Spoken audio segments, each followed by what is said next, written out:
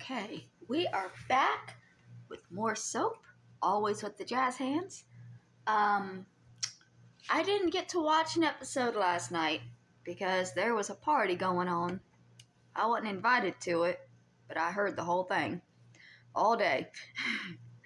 So, today we're going to binge and get through a couple of episodes, but it's early, so I might be yawning through it, and I apologize if I am.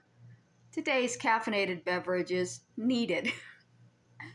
In the last episode, Jessica was arrested, and Corinne's real mother, Inga, I think is her name, is trying to get her, well, not trying to get her out of jail, has gotten her out of jail because Jessica's been arrested. Straight in. On the last episode of Soap, Ingrid revealed herself as Corinne's mother, Ingrid. which means Jessica is really Corinne's aunt, and Chester her uncle, since Randolph, her father, is her Aunt Jessica's brother. Ingrid has sworn to destroy the Tates. Meanwhile, at the Campbells, Danny no longer has to run around in disguise, since Elaine Lefkowitz has spoken to her father in Danny's behalf.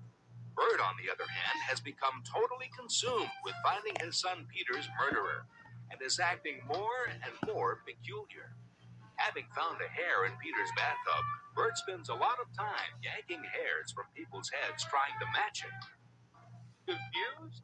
You won't be after this episode of Soap. This is the story of two sisters, Jessica Tate and Mary Campbell. These are the Tates, and these are the Campbells. And this is Soap.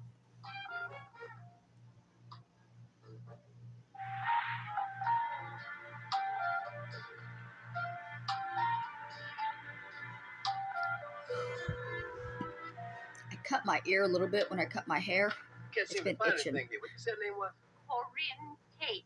Corinne Tate. I do not believe this. You make the person turn over their usury, a totally barbaric custom, which, may I say, we do not have in Sweden. And then when they do hand over their usury to the police, yet it disappears. Got it. Corinne Tate. It was filed under Corinne, not Tate. That's why I couldn't find it. I'd love to be here for an execution when you screw up somebody's name and figure it out after they've melted in your killing chair, you dumb barbarian. All right, let's get this. Fair of her to be mad. Why would it not be under her last name? Victorious Tate. Sorrel, my dear lady. It seems some misfortune has befallen you. I've taken your Corinne, and soon they'll take your life. Ha! Listen, you had better Oh, watch. be quiet, you boy, stupid man. You all are getting what you deserve. Jessica taking you. I adore it. Okay, Mrs. Tate, if you'll just give me your personal possessions, any jewelry. Don't give him the jewelry, Jessica. She has to. Now, Tinkler, this is absurd. Why can't she keep her jewelry? Rules, Mr. Tate. Tinkler, you're going to pay for this. I swear it. What you have done to my... Sorry, pause. She can't keep her jewelry, but if he is that paranoid, she can send it with him, because he's not arrested. He's just fucking there. family in the last few days. Oh, darling, it's all right. It's probably a rule of some kind, so that the less fortunate prisoners won't feel jealous. I mean, if I went in there wearing my sapphires and they were wearing nothing but, well, let's say their costume jewelry, it's bound to cause resentment. Just move right over here. I need to take a couple of pictures. Chester, be sure and help Billy with his homework now. All right, we just slip this right over your head there. God, she's Let it- thin.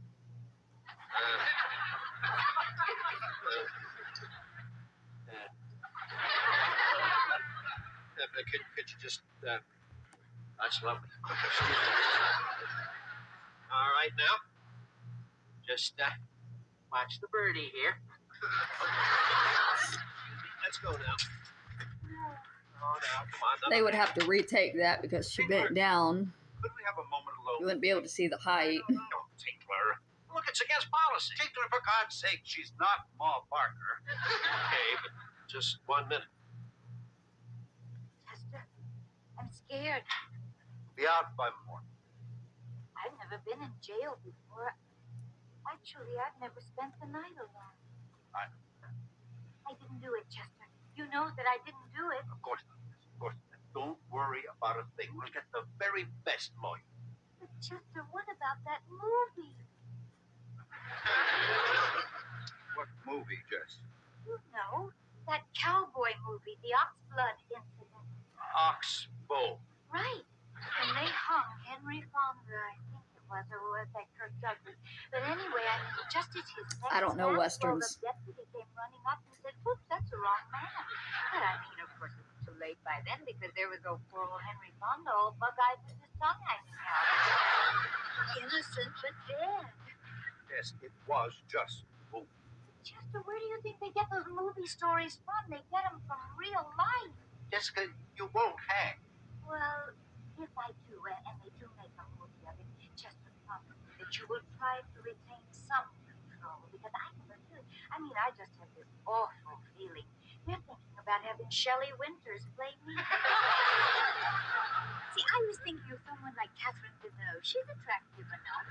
Or it could make a wonderful musical. You see, Barbara Streisand could play me, and Robert Redford could play me. I can barely hear it. I think I'm gonna fix that. Hold on. Okay. So, I'm using my other phone to watch the exact same episodes with headphones on so that I can hear the shit over the noise in the ceiling. Let's go.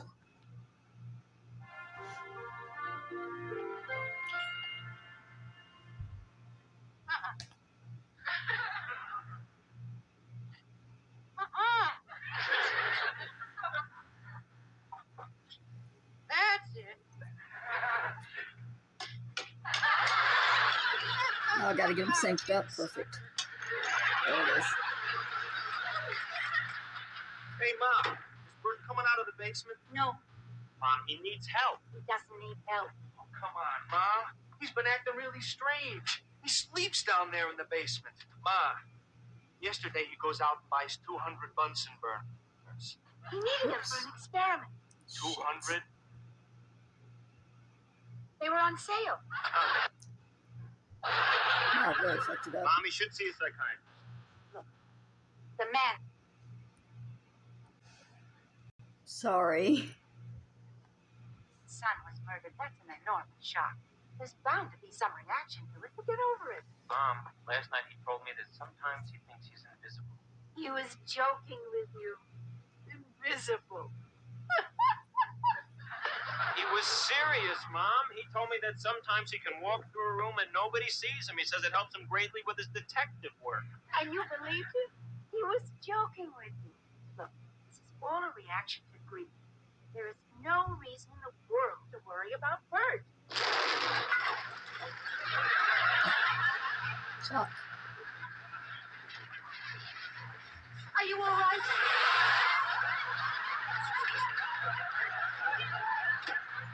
What's he doing? What happened? No, I think I mixed the wrong chemicals. It was supposed to foam slightly. Burt, this is getting too dangerous. Unless, of course, someone tampered with my experiment. the police. Oh, that Tinkley, he's so jealous of me, it's incredible. Me and my work. The other day, I was at police headquarters. I asked to see a hair from Corinne. They threw me out. Look at Stop doing this. Poor Burt. Oh my God. Mary, let me look at you. You're just plain as ever. Oh God. I think this is your husband. Interesting man. Are you a chimney sweep? No, he's Al Jones. And your son. How nice one is a boo-boo. And one plays the dog. Hey, Miss Ingrid, whatever you are, get out of here. I always thought your first husband was a horror. This one is worse. Now I have a wonderful announcement. Well, he has just lost a child. My lovely, beautiful daughter Corinne has been released. I knew it. I knew she didn't do it. That was the theory I was working on. I went up to police, stole my notes, too. Even better than that, Jessica has been arrested. Isn't that lovely? What? Jessica, the she's got red hair. Not only is the man filthy, he's also an idiot. What are you doing, you stupid dog? I'm going to test this. A person comes into your house, you without hairs, you dirty, stupid, crazy man. I want you to leave. Bert, there's nowhere to go. It's just a wall. I'm not finished with this family. I won't rest until I've destroyed every last one of you. The open door was right there, and he's just in between it. The police have no idea what they're doing. I got to get back to work. That's it. Ow! I hope the fire's out down there. Mom. He left a fire going. I know. Help. Bert's more likable now that he's crazy. Real nice. Who did this? The new man? Yes, Mr. Lefferts. Keep him. He's our friend. So.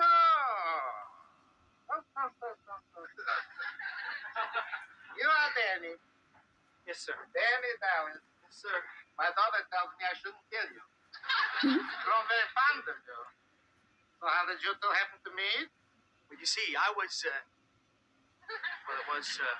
Okay, Ellen, sweetheart. Be a good girl and let Daddy talk to your friend here in private. No, Business, darling. I don't care. Okay, honey, but what do I have to do to get you to leave? Buy me a present. What do you want?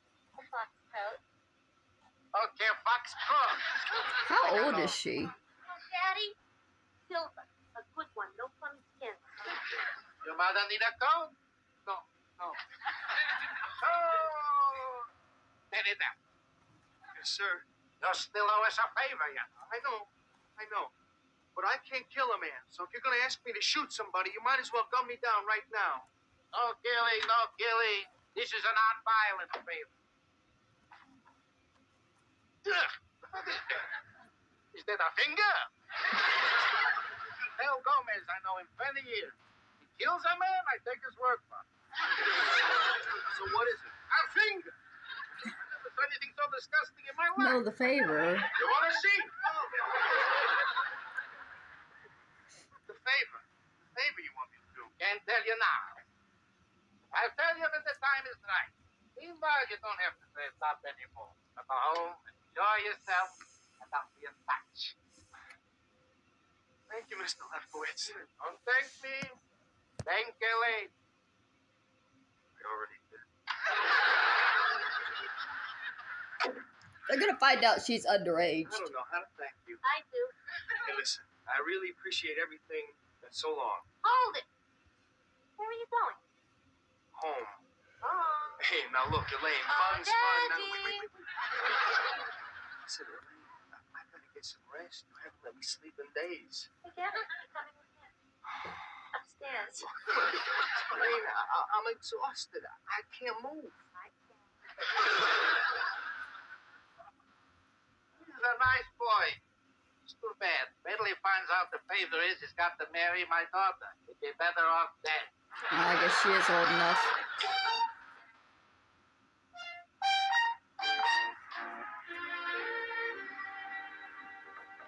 Who is it? Me. Do you know what time it is? Where the hell have you been? What? Our one night together. You know what my schedule is like. I mean, I've been waiting for hours. Now we hardly have any time. Walter, my mother has been arrested. Oh, wonderful. We finally get a night together and your mother gets arrested. I suppose now you're not in the mood. You think this is some big thrill for me? I love running over here in the middle of the night for 3 minutes once a week. I'm sorry. Hey, you have a morning press conference. I don't see you. Your wife gives a dinner party. I don't see you. Your kid plays a sweet potato in the Thanksgiving play, and I don't see you. But my mother gets arrested, and you complain? Eunice, I'm sorry. Because it's all about him. Forgive me, huh? I'm a little upset. I got this today. Read it. I know all about you and Eunice Tate. To keep the pictures I have from the press will cost $50,000. What? What are you going to do? Nothing. Crackpot scheme to get money. I mean, what could they possibly have pictures of? You know how careful we've been? I personally checked out every hotel room. And do you think I'd get us rooms facing a brick wall because I like them? Oh, Eunice, I guarantee you there's absolutely no way anyone could have ever done. Oh, my God, Atlanta. What? Atlanta, remember? Atlanta? You had to stay over at the last minute. I didn't have time to check the place out. It was that little place, the peach trees. Oh, my God, that was the night you heard noises on the roof. I said it was birds. Birds, you said it was squirrels throwing peach pits. What are you talking about, squirrels throwing peach pits? Squirrels can't throw. Well, then that's what I said, but you said, yes, squirrels can throw peach pits. Well, it's ridiculous. I mean, nobody was there that night. Nobody saw us that night. Nobody took pictures. What am I worried? Walter, that was the night we played that game. What game? Walter! Oh, I can't believe we did that, you know. What? Where you dressed up as the Roman gladiator and I was the slave you just bought. Oh, my God. And then you tied me. I'd better pay. Is Eunice doing this to him for the money? What you do for a living? I mean, you're To get her mom out of jail? Oh, my goodness. See, I thought they only had them in Europe. And you do it with strangers? Kind of hard to judge friends. And so a customer was dissatisfied and turned you in. It was a cop. You mean a cop was dissatisfied and turned you in? Let me ask you one more question. My God, this is fascinating. See, I never get to ask questions like this.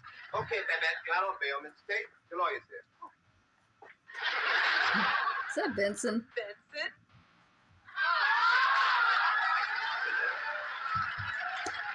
I bet knows Benson. Well, Benson, you're not a lawyer. Shh. They wouldn't let me in to see you, so I told them I was your lawyer. You didn't. Yeah, I'm with the firm of Honeycutt, Pringle, Kaplan, and Black. I'm black. Well, you look like a lawyer. Actually, you look very nice as a lawyer. I'll bet you could be one. I smell bacon. That's because I brought breakfast. Oh, Benson. He brings food to everybody. Muffins and Canadian bacon. Grapefruit. Well, I knew you couldn't eat the food in here. What do you want for dinner? Oh, you know what I would love for dinner? What? Meatballs and spaghetti. Well, that's a problem, see, because the sauce will run in the case. Oh, right. And then explain that. Yeah, especially to Mr. Tate. The briefcase is his. Morning, darling. Hello, dear. What are you doing here? Well, He's my lawyer, Chester. Yes, Honeycutt, Pringle, Kaplan, and Black. He's black. Well, I guess you won't be needing me. No. He's a lawyer. He's a butler. Benson, why are you posing as a lawyer? Because I couldn't get in to see her as a butler. Carry on, counselor. Jessica, this is Mr. Franklin. He was Corinne's lawyer. Hopefully, he'll be taking your case. How do you do, Mr. Tate? Delight. I would like to ask you just a simple question, but it's all right. Did you do it? Yes. It wasn't Jessica. Now, naturally, the first question I must ask you is, did you kill Peter Campbell? Well, do I look like the sort of woman who would kill somebody? It's just that I have to hear the answer in your own words, Mrs. Tate. I see. So, would you mind giving me the answer? I guess not. Fine. Would you give me the answer? I forgot the question. Did you kill Peter Campbell? Oh, yes. You did. No. Yes, I remember the question. I don't know how you could ask such a question. Did I kill Peter Campbell? Did you? Did I what? Did you kill Peter Campbell? Well, of course not, silly. Sheriff Tinkler found the gun that killed Peter Campbell in your lingerie drawer. Now, do you know how it got there? I guess I put it there. So the gun is yours? Oh, yes. Yes. I gave it to her for the nights that I was out of town as a precaution. I don't like having it. Do you know, once I was searching for a particular pair of panties, And the gun went off, shot a hole through the drawer, went right out in the hall, and lodged in a portrait of my grandfather and put a hole in his head. Which some people maintained he always had. Mrs. Tate, if we could go on. Why is Jessica acting like she's Knife drunk? killed Peter Campbell was found in your jewelry box. You know how it got there? No, how? I don't know. I'm asking you. Did you put it there? Not that I remember. So you might have put it there. She didn't, I assure you. Well, now, Chester, I don't know. You remember the time I put your shoes in the dishwasher? Sometimes her mind is on something else. Yes, I see. Mrs. Tate, do you know who might have seen you sleeping in your guest room the night of the murder? No, who? I'm sorry, but is Jessica usually on a medication that she has been taken off of to be in jail? Because what is happening? She's acting like Benson drugged the sausages or something. Do you think anybody saw you? I don't know, Mr. Franklin. I mean, who would want to see me sleeping? Fine, thank you very much, Mrs. Tate. I think I've got all the information I need. It's so nice to have met you. Would you like some breakfast before you go? Not for me. Come again. Thank you. Mrs. Tate, if I could speak to you for a moment.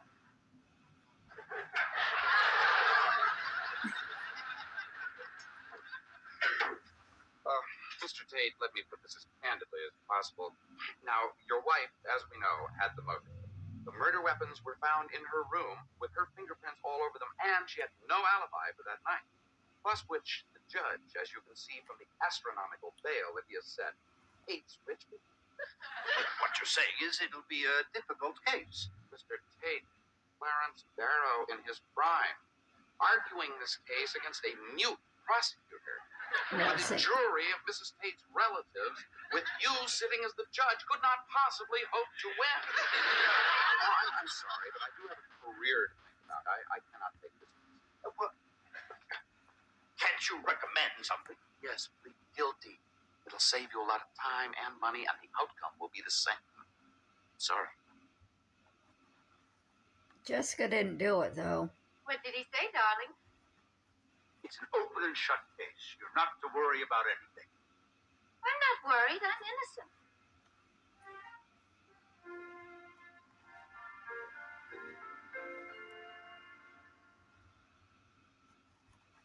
Will Ingrid really destroy all the Tates and Campbells? Or is this just some Swedish bragging? Does a blackmailer really have compromising pictures of Eunice and the congressman? Or is it merely a school chum playing a practical joke? Will Danny marry Elaine? Or will he decide he'd rather be killed? If the case against Jessica was argued against a mute prosecutor with Chester as the judge, would Jessica really be found guilty? And if she is, will her worst fear be realized? Will Shelley Winters play her in the film? These questions and many others will be answered on the next episode of So.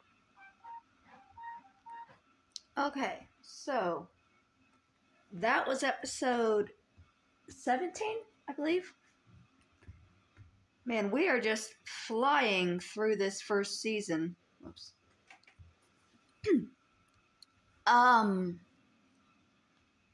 What the fuck is going on with Jessica? She's acting so different in the jail that it's genuinely like she's been taken off of her medication.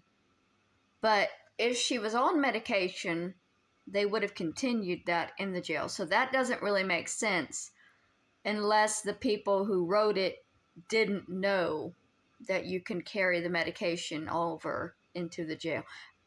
Or she's on something that nobody else knows about, so she didn't tell them. Like she's secretly seeing a doctor and taking something that clears her head up, because wherever her head is now, it's not with her in that jail cell, which is completely different from where she was just an episode ago.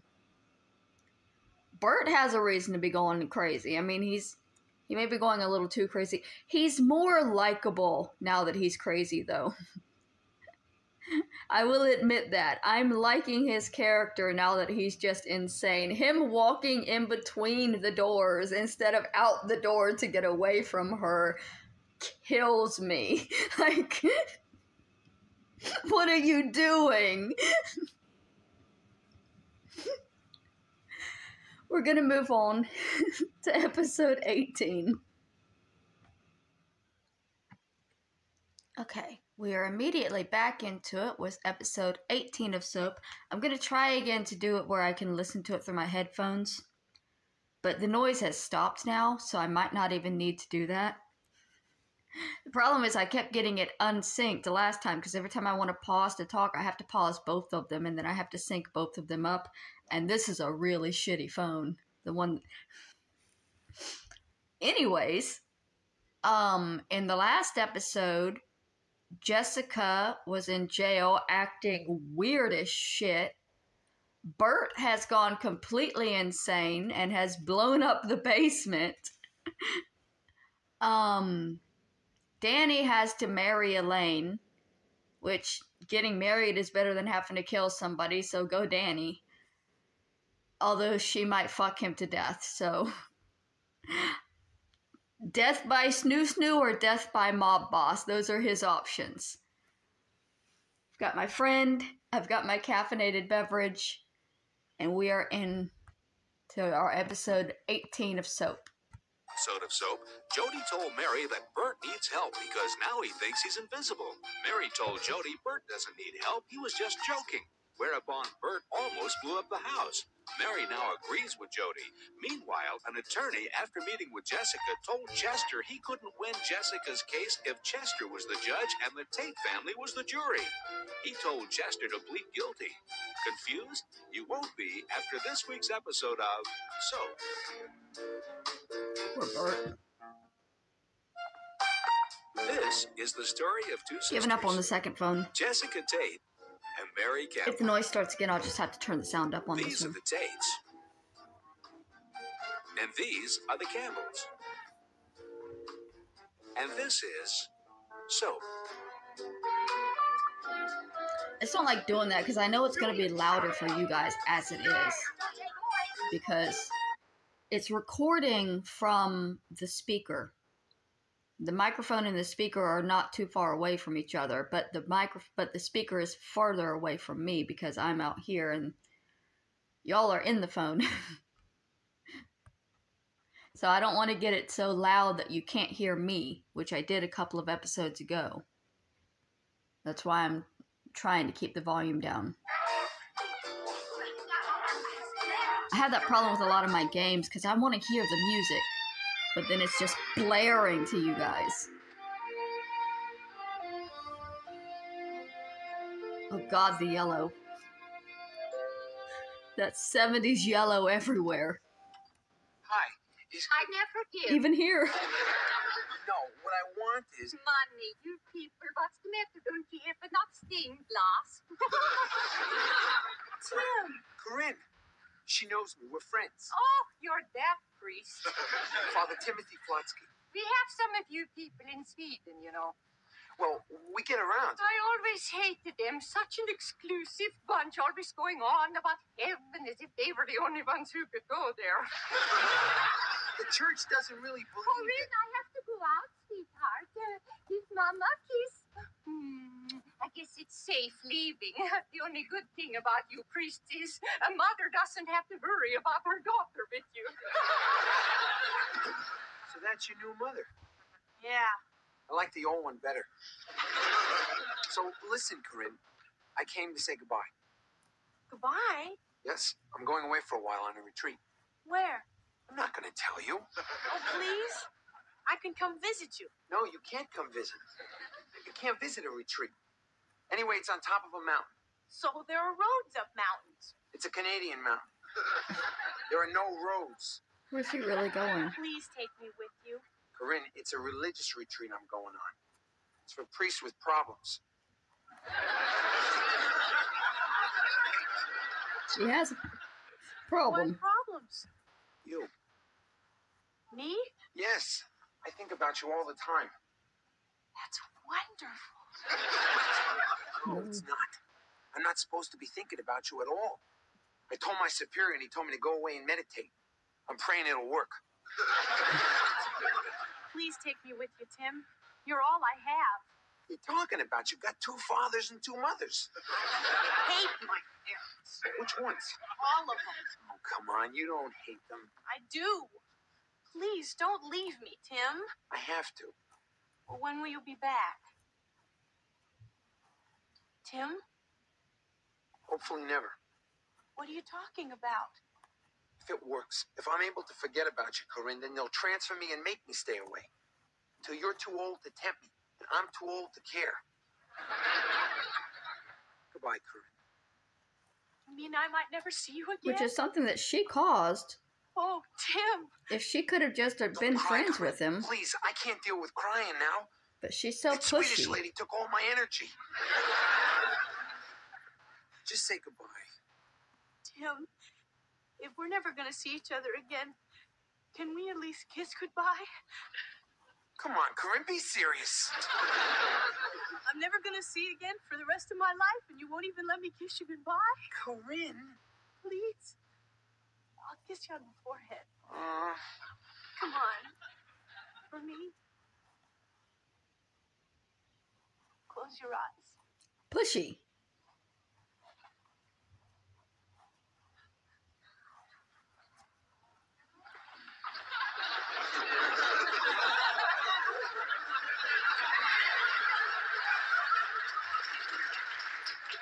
Feel bad for him.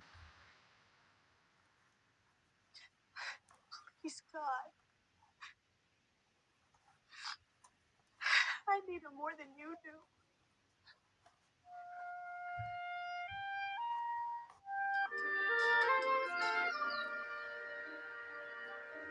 Bert, would you open the door? All right, Bert, we're going to pick the lock. We're going to do some lock picking now, Bert. All right, Danny, do your stuff. Hey, I thought this was one thing you knew how to do. this is a complicated lock. Yeah, sure. Wait, I got a credit card. Out of here. You can't open a door with a credit card. Excuse me. Yeah, you can. Hey, what the hell you guys think you're doing? The door was locked, Bert. Of course it was locked. I'm taking a bath. Bert, you've been in here for a day and a half now. Oh, so what are we doing now? We're timing people in the bathroom? Bert, I think maybe you should go see Dr. Medlow. You know, talk to him. He's a psychiatrist. Maybe he can help. Yeah, Bert, we think that maybe you're having a slight nervous breakdown. I know what you're doing. I know. If you can convince other people that I'm crazy, then the police won't pay attention to my findings, and that'll make it safe for the 4 of you. No, Bert, They're already not paying attention, Ben. What are we having here, a party? No, they broke in. Well, I was the one getting sick and tired of using the downstairs bathroom. I almost killed myself on the steps last night. Okay, everybody out. Mom. Out. Out. Then we see him, Bert. Let's go. Come on. Hi. Oh, Mary, there's something very important I have to discuss with you. Good. Get in the tub, please. Because, darling, I want to talk to you. Get in the tub. Get in the tub so we can talk. Bert. I think you There should it see goes. someone. I think you need help. That's what I want to talk to you about. Get in the tub. Darling, you're not yourself. Not myself? No. Oh, yes, then who am I? I mean, who, Mary? Who? I mean, if you think I'm not me, who do you think I am? Bert, that's not what I mean. That's what you said, though, Mary. You said, darling, you're not yourself. So naturally, that's what I heard. So then I said, oh, who do you think I am? And quite frankly, Mary, if you really think that I'm somebody else, then I think you're the one who needs a lot of help here. So please, get in the tub and let's do some talking. Well, I'll tell you, if we can't get him out of that bathroom, maybe we can get that psychiatrist guy to come over and do a house call. Well, he's on my opinion. I think we got to have him committed. Committed? Come on. What are you talking about? You're talking about committing somebody, Chuck. I love it. From a man who thinks his dummy is real.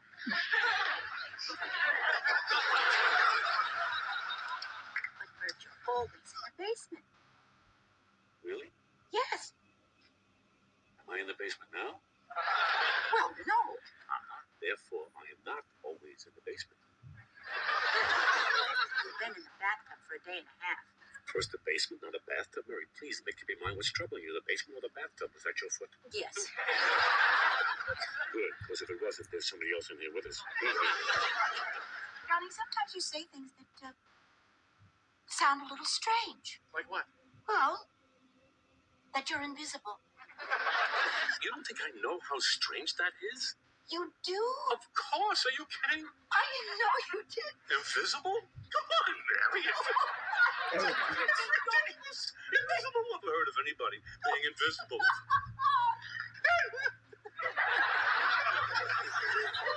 Unless, of course, you have the ring of power. The ring of power? Oh, Mary, please, watch your feet. Is he reading Lord of the Rings? Or do you have it? What? This ring of power? Don't be silly. Well, that's a relief. Because for a minute there, I thought you were telling me that you had this ring thing that made you invisible. No. I can be invisible without it. Okay. You can be invisible. Mary, it's the damnedest thing. We see what happens is sometimes I go into a room and people say, "Hi, Bert." Well, then, of course, I know I'm not invisible. But other times, I go into a room, think people can see me, but nobody says anything. Those are the times I'm invisible. No, I don't know how to control it yet, Mary, but when I can, I'm going to blow this investigation wide open. Can you imagine it? I can go anywhere. I can hear everything. I can see everybody, and nobody can see me. I will also be able to get into the movies free. This is a very sad way to cope with Peter's death. You cannot make yourself invisible. No? No. All right, watch.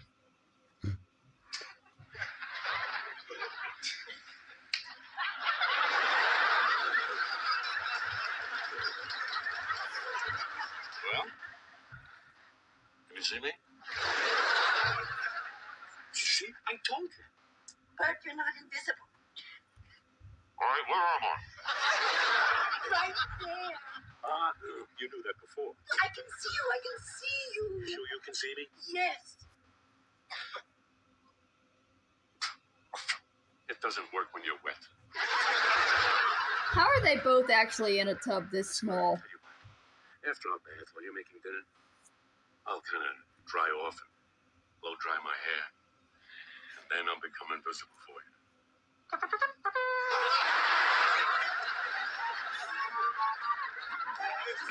Okay. Bart needs help.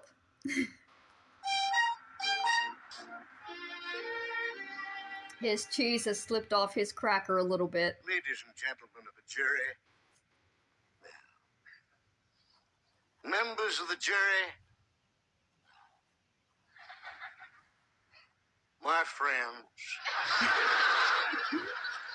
search your hearts and tell me if you think this lovely young widow, this mother, look at her. I ask you to look at her. Are you looking at her? And if you are looking at her, tell me if you're convinced that she is guilty of this heinous crime of which she's been accused. That was my Clarence Darrow Spencer Tracy combination. Oh, very good. Now, in your wife's case, Tate, you're in luck. I like it. You like it? I like it. Oh, that's terrific. What exactly do you like about it? It's almost impossible. So, those that don't know, Clarence was the lawyer that managed to get Leopold and Loeb off of the death row. Leopold and Loeb probably should have been hung. They killed a 14-year-old boy just for the thrill of killing a 14-year-old boy. And because they thought that they were better than other human beings, they felt that there were superhumans. They were a part of elite special people that could kill without any problems because they were special and they could decide who deserved to live and who deserved to die as these superhumans. But they were actually just humans. And Clarence Darrow was their lawyer, and he got them essentially life. I mean, I think one of them was later killed in jail, but neither of them were hung, which was what everybody wanted. So Clarence Darrow was kind of a big deal for a while. She's got everything against her. No alibi, murder weapon, motive. It couldn't be worse. And you like that? I love it. It's a challenge. It excites me. If I lose, I don't look bad because they didn't expect me to win. If I win, I'm a hero. Ah, it's terrific, Tate. It's terrific. She's almost as good as dead. I love it. Well, I'm flattered, I guess. Well, we'll arrange to meet her the day after tomorrow. But don't you think we should discuss your fee? I hear that it... I hate to talk money, Tate. I hate it. I see. Well, perhaps you could write it down on a piece of paper. Ballpark figure, just to give me an estimate.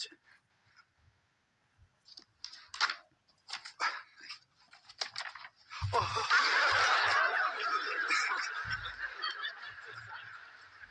That's your fee? That's it. You could buy a small nation with this. I don't have to recite my record for you, do I, Tate? You remember the Robinson case? She was seen pulling the trigger. There were pictures of her chuckling over the dead body. Remember what happened? I not only got her off, I got her damages from his estate. I know that you're the best. I mean, I know that. That's why I'm here. It's just that, you see, I've had to mortgage the house to raise the bail for Jessica, and well, things are kind of tight right now. It's okay, Tate. I understand. There are other lawyers. I'm not the only one. I'm the best, but I'm not the only one. There were bail bondsmen So if your back wife then, isn't right? worth the additional money, it's... I could give you a check for part of it now, and then in a few days I could give you the... Forget it. A handshake is enough for me. I trust you. Thank you. Because if you ever decide not to pay, I'll see that your wife fries. Comforting.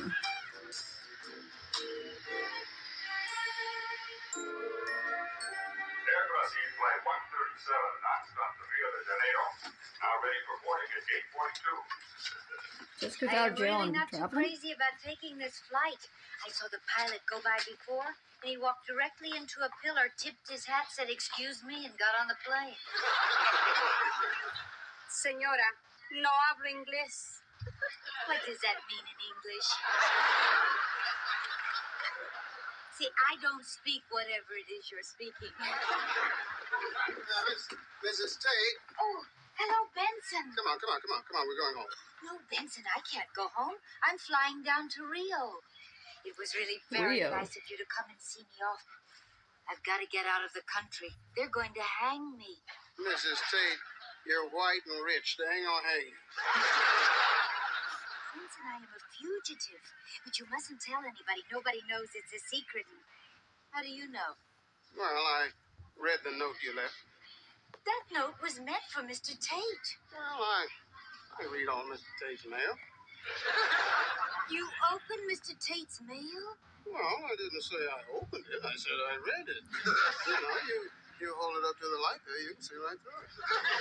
Isn't that a federal offense? So is jumping bail. Benson, everybody will be much better off without me. I mean, I am nothing but a burden. I'll probably love Rio. And when all of this murder business is blown over, I'll come back with lots of presents and teach everyone to do the samba.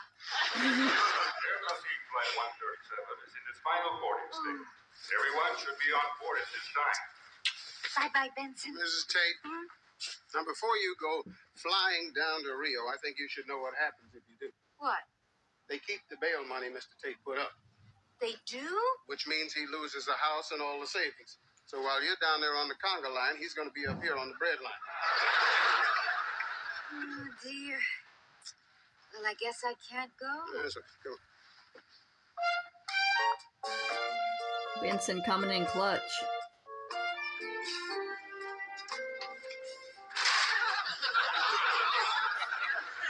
How'd he burn? Benson, what's going on? I came as soon as I got your What happened to her hair?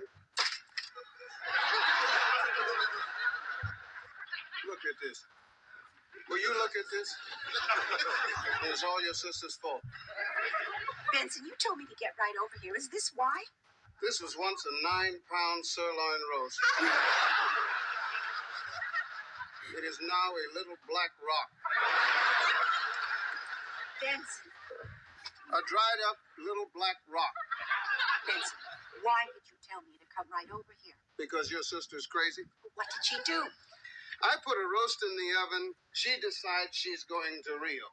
I haul her back from the airport. She decides she's going to move out and take an apartment. Mr. Tate'll come home. His wife will be gone, and he'll have a little black rock for dinner.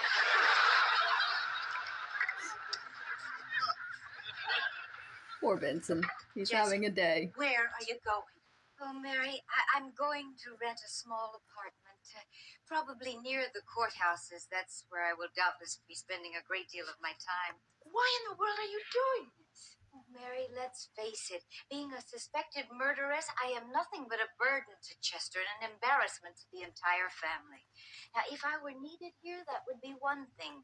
I mean, I would still be a burden and a stigma, but I would be a needed one. As it is, I am not needed, Mary. No one would even notice if I were gone. What are you talking about? Of course you're needed. No, I am not, Mary. You're needed much more than I am. Don't be silly. I am not. Mary, please, you are. What? Your husband's going crazy. He needs you to look after him. So is her sister. Very recently tried to commit suicide. He needs to be watched. Somebody was trying to murder Danny, so he needs protection. See? You have all of that. What have I got? I mean, my children are never home, so I don't need to take care of them. Benson takes care of the house. Gardner takes care of the roses. There's nothing for me to do. I mean, I did try to do hospital work, volunteer, but they asked me to leave because I cried so much it was very depressing for the patients. See, Mary, I'm a completely unnecessary person.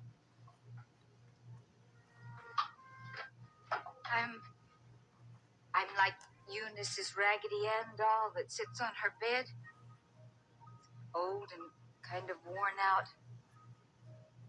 And nobody even looks at it anymore. But nobody has the heart to throw it away because, well, it's just been there so long.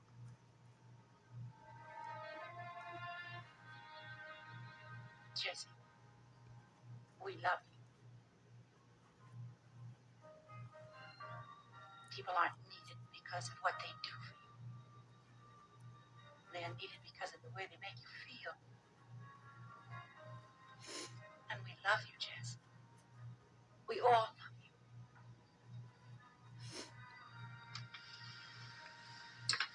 What could be a more important reason for being needed than that? Love? I need you, Jess. Couldn't get through half my days without you. Really, Mary? I swear. Oh, Mary. Benson, guess what? What? I'm staying. Wonderful. Benson's too tired to I was care. thinking, Benson, perhaps I could be more of a help to you. Around the kitchen, for instance. Now, take that roast, for example. You overcooked that. Okay, Chester, what is it? What is what, love? Bad news. What are you talking about? Chester, the only time you ever bring me here is when you have something awful to tell me, because you figure here I won't scream. Eat your soup, Claire. How's your car running?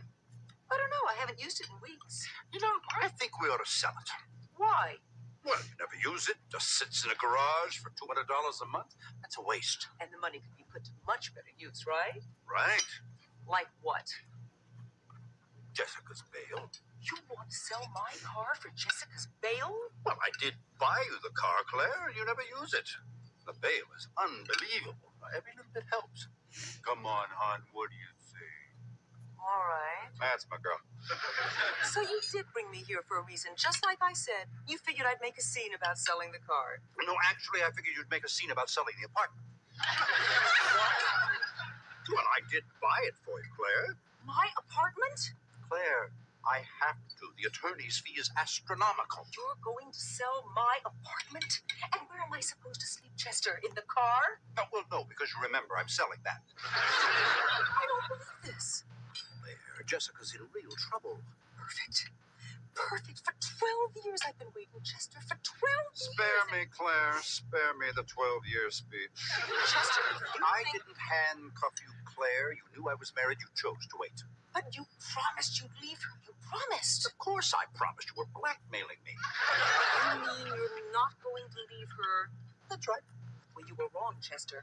Because bringing me here is not going to prevent me from making a scene.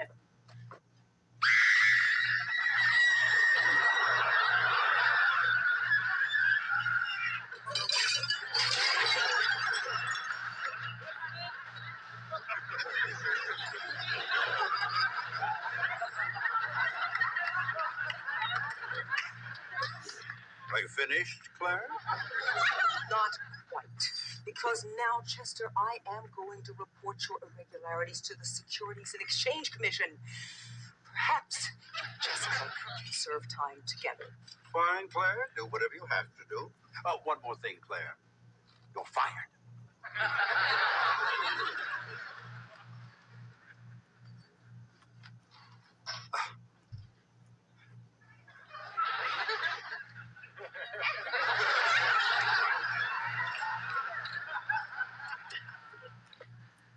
Operator, I want the number of the Securities and Exchange Commission, please.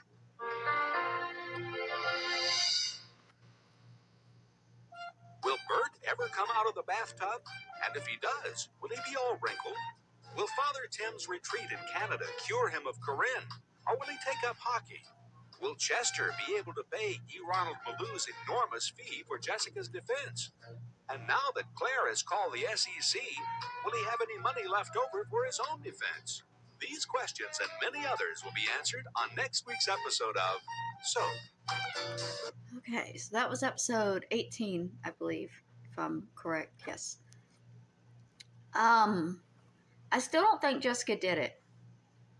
And the situation with the secretary should have been closed up like a while ago. He should have fired her. That Jessica made me cry. But what she's feeling, even women who aren't in her specific circumstance of being accused of murder, women who have their children leave home often will feel that very lonely and ignored, feeling. Because once the children leave home, they're thinking about their lives. They're not thinking, Mom has always had us in this house. It might be difficult for her. I'm hoping that she'll be okay. She'll likely find a job or something that'll keep her occupied and make her feel better once the murder trial is over, which is how most middle-aged ladies deal with it. Burt is also going through something that's very realistic. Even though he's kind of insane right now, it's a realistic insanity. Because when somebody dies, it often feels like you're alone and nobody sees you and nobody understands what you're going through. The other people in the house don't have the same relationship with Peter as Burt did, except for Chuck and Bob. But being in a house with people who didn't really know the person and being the only one that is grieving the loss can make you feel very alone and literally like nobody can see you. Obviously, his mind has slipped a little too far. He might have some schizophrenic tendencies when he grieves, but it's a relatable insanity, which is what I like about it. I'm liking Burt more. Again, he's more likable when he's insane for some reason.